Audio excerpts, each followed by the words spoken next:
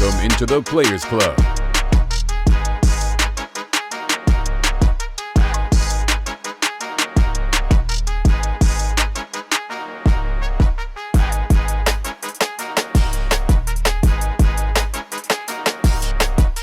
Your name will be always amongst the greatest, immortalized, brother, right here.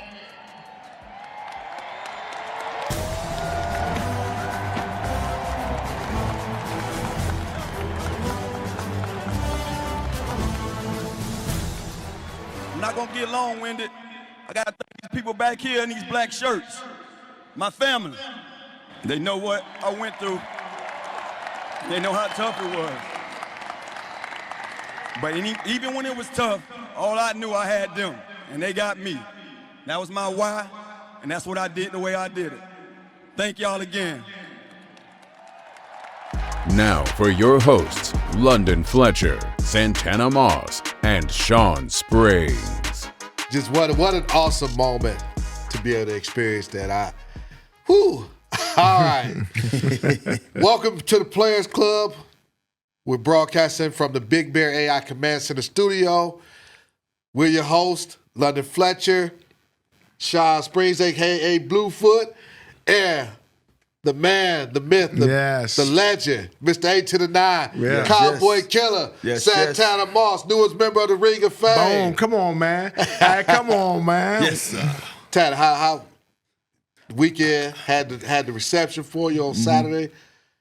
Told you, I've been in the clouds. Name up in the rafters, man. How does it feel? I've been in the clouds, man. I can't talk about it enough. People probably not going to see it. They probably going to want to see something different. But it's just me, man. I'm in the clouds, man. I'm on an ultimate high right now. Yeah, man. You need to be more like me. You need to talk about it. That's a big moment, Tanner, man. Let's get back into the game, but we got to go.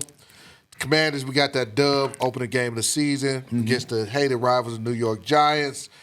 Jaden Daniels, he led the offense, over 200 yards passing, had a touchdown to tight end Zach Ertz. Deebo had a phenomenal start to his Commanders career, doing a little bit of everything, returning kicks, running in for touchdown, making big receptions.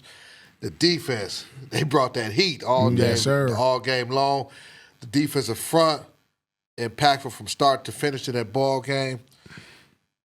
Defensive front, 2 sacks, 7 tackles for loss on the day. It's time to hand out some dubs, man. Yeah. We got to hand out some dubs of the week. There's a tradition here on the Players Club where we hand out these dubs, baby. Got to get that chain. Well, all right, Tanner, who was your dub of the week? Who you going to give your dub to? Since Sean told me I got to act like him, it's me. I like that. My dub of the week. I'm the dub of the week. Now I'm gonna give my dub of the week for real though. For real. You know I can't rock like that. But my dub of the week goes to none other than the one who would take this chain from me if I was out in the open with him. Deebo Samuel, man. Yes, I think when you think about, man, his impact, we was all talking about how is it gonna look? You know, how would his offense look with this guy, you know, out there on the field? And I'm so happy that we was able to see it with Terry. But to see them both out there and knowing that Terry's not in rare form yet, but he's getting there.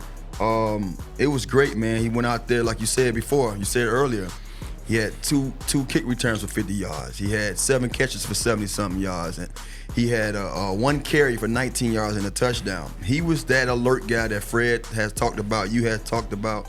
Every time he was on the field, the defense had the alert where he was going to be at. He's going to be one of those guys. He's going to be such a difference maker because when he's out there, you have to be ready for the okie dokie. And I say the okie dokies because when you got a guy who can run the ball in the backfield and look bigger than some of your running backs, and is bigger than some of your running backs, but go out there out wide and route up your number 1 defensive back, cornerback, and that can do whatever he wants to do. That's Swiss Army knife, man. That's Deebo Samuel. So that's why I give him my dub. Not only did he come in and we had to think about it, he showed us. That's right. We was right all off season long. Yeah.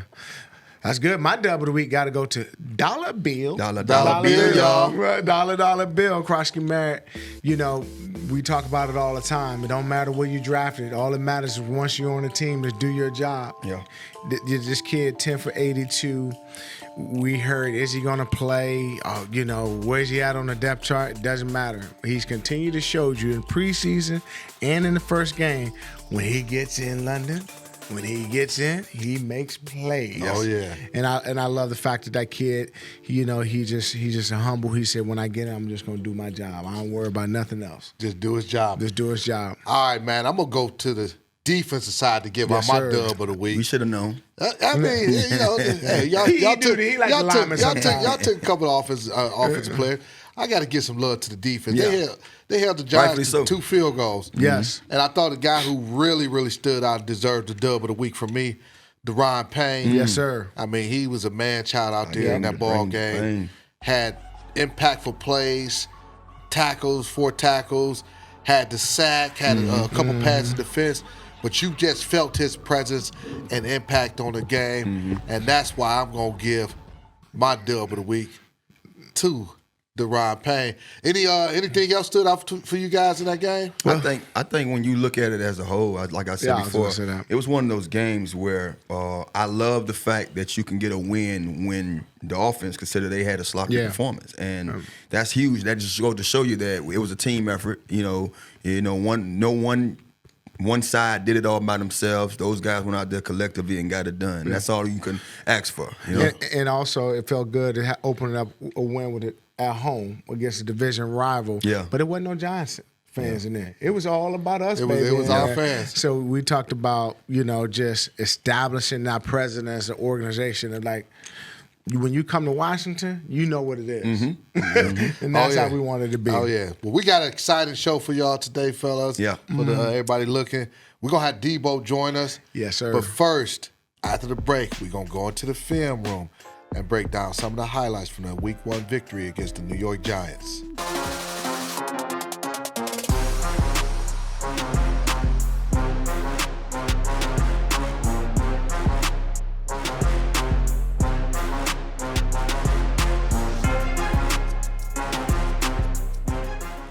Welcome back to the Players Club.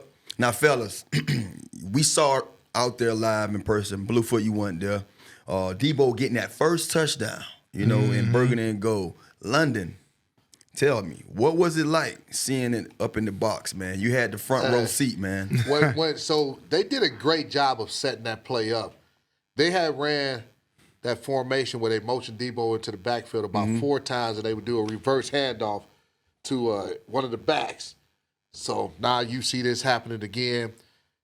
Giants defense, they see him motion back. Oh, antennas go up. Hey, they about to hand this ball off to the running back. No, this time they give it to Deebo, and he got blockers out in front of him. But the coolest part, though, you see the potential of him scoring, but it was the crowd chanting Deebo in the stadium. That was pretty cool right there, man. That was cool. Probably the best nickname in NFL, for sure. It's nothing like it, man.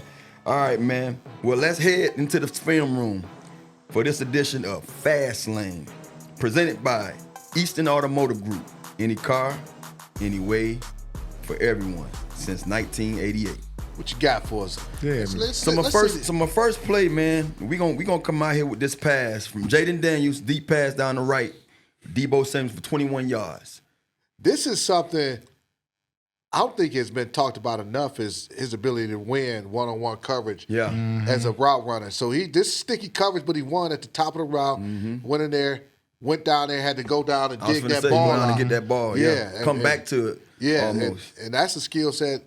I don't know how much they displayed that when he was in San Francisco, or people kind of they forget about that part of his game. It's overlooked because he's run out the catches so good, so it's often overlooked. But that's what I'm talking about, his impact, man. The guy can do it all. He can do those intermediate routes. He can do the short routes. He can go to deep routes.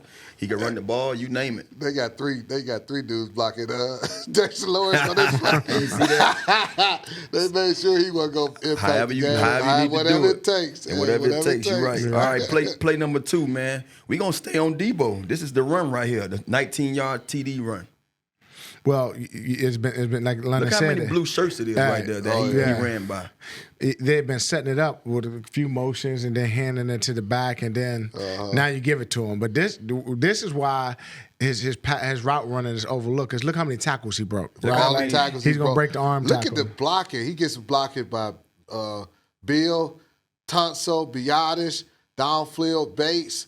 Now, if you want to talk about something that I just saw that I didn't see with my naked eye, look at McCaffrey get in there and get that little push to get him up around the field off the edge of the left side of the line. That's huge because if you don't get that guy, if you don't redirect that guy coming off there, he has an easier. He might can slow somebody else from up getting to their block. So stuff like that. That's when coach is talking about, man. Every man on the field need to do their job to make this one play successful. And you saw everybody going out there trying to do their arm tackle break. Arm tackle. Let me get through that too and finish it off strong. All right, our next play is dollar bill 6-yard TD run. Now you talking about vision. Ooh, jump cut. But what we talk about a guy who just has quickness. He has it. He has it all. You know, the ball is supposed to. London. We talked about hitting inside, but his vision and his ability to put his foot in the ground and go and do it in an instant. Right. Like to see that. The jump cut outside because this play is designed to go inside the inside hip of Larry Tunsil pulling right there. He's supposed to stay inside, but he saw the flash. Nice block again by Bates and his ability to jump cutting and the burst right away. A lot of backs can't do that. You know, I remember Kyle Shanahan always used to say you got to overcome coaching, and I'm pretty sure coach told him you need to follow this guy up in here. And that was a devastating block by Coleman as well. Yeah. Coleman had a nice block. Yeah. That's what you get with this offense. Now you got so many guys that can move, man, pull and do all those crazy these athletic things in space. Okay, for our play number 4, we got dollar bill again on the right sideline for 47. Explosive. Now you're talking about the one cut and go. Like you saw the jump cut, now you see downhill cut and the speed. And just the speed down the sideline, right? Like this guy, we can expect a lot of big plays from him because this kid, look now, boom, right now he sees this, he see the hole, see the crease, let's go.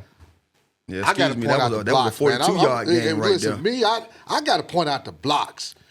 Watch Bates, watch Connerly. Connerly at the point of attack on the edge, and then Bates sealing that too. Yeah. I mean, 2 outstanding blocks at the point of attack. So these plays, and I know they talk about these in their meeting rooms, but for the fans, I want to make sure y'all get to have a true appreciation for what these linemen did, in particular on that play right there, but really throughout the game, especially in the run game. No doubt. My play number 5, man, I want to go to the side that London loves the best. Russell Wilson gets sacked by none other than Payne. House of Payne, Big Daddy Payne. Look how he got up in that thing. And this was what you call a ET stunt. Yep. Yeah, they running a little stunt between the two, And they ran the TE stunt up top. TE stunt. Yeah, they run top. What's crazy is you would have thought they run all kind of little with this kind of stunt, he's supposed to free up. Actually, this not an ET stunt. This is more. I forgot what they call it because he's coming. But this is a 3-man stunt between Armstrong, Payne, and Louvu. Yeah. This is executed and you would think Louvu would get there a little easier, but Payne said, all right, you don't want it, I got you. Ricocheting off, using his body, ricocheting. And you're talking about splitting the double team and getting skinny and rolling it. This is great. This is excellent right here, man. That's the wrap from the film room. Coming up next, we got none other than that man, Deebo. Welcome back to the Players Club. As promised, we got Deebo Samuel joining us. Deebo, appreciate you, man. What was it like? You made your debut in the Commanders uniform. What was that like? Man, it felt good, man. Especially walking out there and see how excited the fans was just to get us back out there. And I was kind of glad we got the win. It's still a lot of work to do. We had a lot of minor errors here and there, but that's what practice for. Practice make perfect, and we trying to be as perfect as we can be. What was one of the things that jumped off the screen to you about Jaden Daniels when you got here? I know a lot of guys, especially when you hear the veterans that play on the opposite side of the ball talk about them, it's like you can almost see that they just feel like it's something special about them. You being a receiver, being a guy that's going to, catch passes from them, what was it that you saw from when you got here that you didn't know when you watched them from afar? Yeah, that's what's up. watching from afar, I kind of watched him a good bit because Brandon Ayuk, him and Brandon are like really, really close friends. Yeah. And like as I'm watching Jay playing these big games, the moment don't never seem too big for him. Yeah. And just getting here and just seeing how he is always that. It's always that way. He's never been too high. He's never been too low. He's always been like right here. And then just playing in this game with him, like, man, he having fun. It's fun. He having a ball. He always smiling. He always talking. Like he having a ball for sure. Yeah, man. Well, I was watching the game, and everybody know, seeing you on the West Coast, that you can run after the catch and stuff. But we've been impressed, man. Like, you don't get enough credit for, like, coming back to the ball, your route running, and all that. But you did, like, you were separating, man. Like, what is it about your game that, like, people don't know that we come to love to appreciate? I take pride in one. We receivers. I take pride in catching the ball. Right. Even though they be like, yeah, you this is a hard catch, and it's never a hard catch if you get two hands on it. Right. So I pride myself in catching the ball as best way as I can. And as a receiver, you want to separate. But if the separation ain't there, that's what you got hands for. So you just got to use your hands to make all the contested catches. And I take pride in that for sure. I remember when I first watched you, and I found out you was from South Carolina. I was like, you got a little Sterling Sharp in him. So who was one of those guys, older guys you watched, and you say, you know what, I look like this guy playing this position. That's what I'm gonna watch and try to imitate a little bit. This is gonna sound crazy because my guy I used to watch all the time was Reggie Bush. Oh, wow. Really? Because growing up, like, I played running back.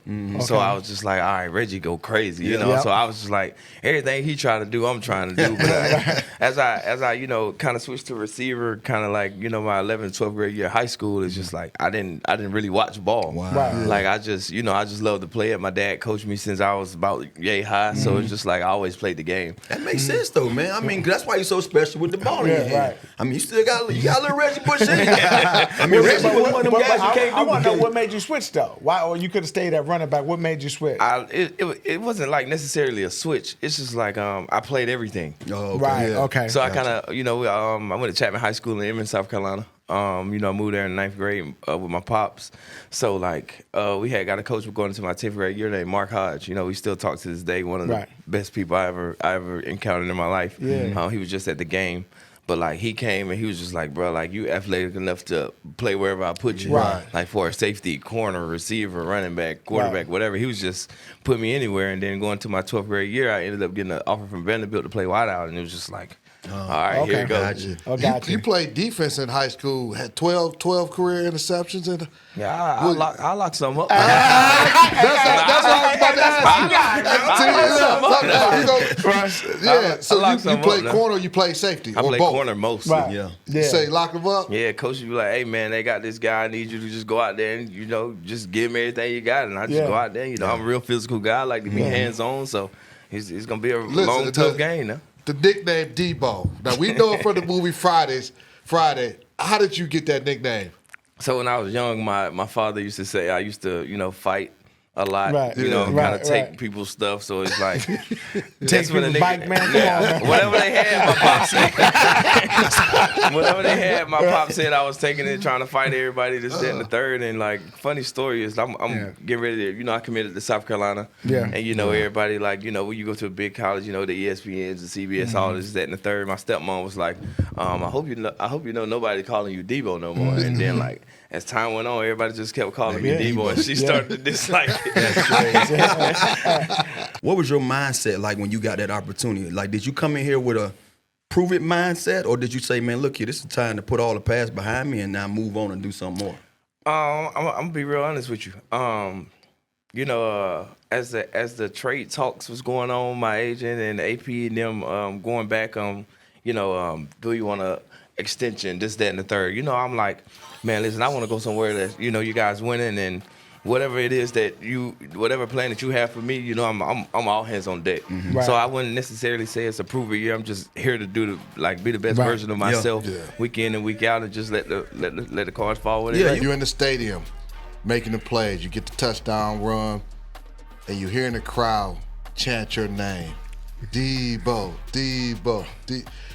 How did you feel hearing that, man? Like, it's crazy because we went to dinner as a family last night, and it was just my dad was like, how did that make you feel? Because like everywhere I went in San Fran, like the stadium, it was just like I'm already known there. Yeah. And so like just to hear that here, it was just I was like, whoa, like nah, this is crazy. Like it kind of gave. I was like, let's get it. It was love, lit right? for sure. That's love. Definitely was. No, I was ecstatic for you because I'm sitting there listening and I'm like, they couldn't wait to do this, man. Right. They've been really waiting because you got to think about it, man. Folks, especially here, I learned it fast. When I got here from New York, the first time I made a play and I felt that energy from those fans, I had to come up with something because I'm like, man, this is different from what I felt in New York. And I was curious how they was going to, receive you, and they did it just how they should have. When I heard those chants, I was like, oh, he here already. Nah, boy. that was great. This is going to have this boy have a one of them years. That was turned up for sure. It ignites you, man. And we've been saying that because when you look at your play, even on your counters, reverse, you don't even get the ball. All the defense, everybody going your way, so you're getting that respect, man. And like, bro, we think you have a huge year, man. Yeah. We want to see you make that difference, and he did, man. Oh, yeah. He did from week one, man, and continue to have that success. All right, Deebo, man, we got this tradition here. All the guests that come on our show, we ask them to autograph our football. We appreciate if you would do that for us. Got you. Man, we appreciate you joining us on the Players Club. That'll do it. We'll see y'all next week at the same time. The Players Club was filmed at the Big Bear AI Command Center studio. Big Bear AI offers mission-ready AI for a rapidly evolving world, proudly protecting the Washington Commanders and its fans.